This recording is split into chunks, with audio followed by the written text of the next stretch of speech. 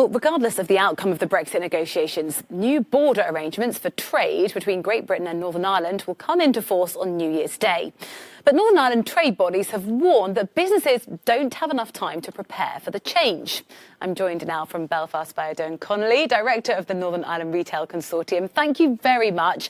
Could you just lay out your concerns for us? What are your concerns, Aidan? Well, we have very little time to get a lot done.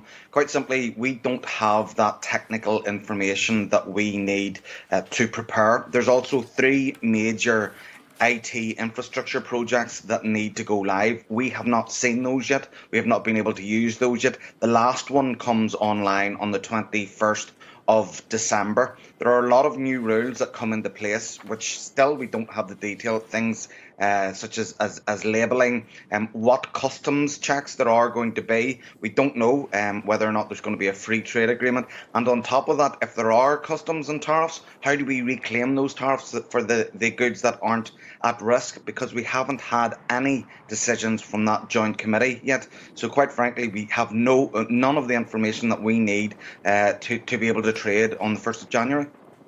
So what kind of solution are you after? What are you asking for?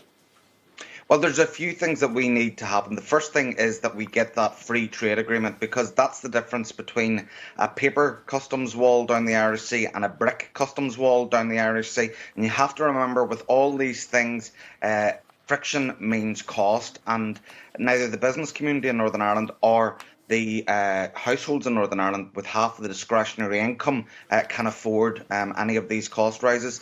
The other thing is that we need those decisions, from the joint committee. We need common sense decisions that are long lasting and that are long term and that actually do remove more frictions and make it easier to trade. And lastly, we need a period of time to adjust to the changes, which will enable us to implement what's fully required. Quite simply, there is not the time now to do it.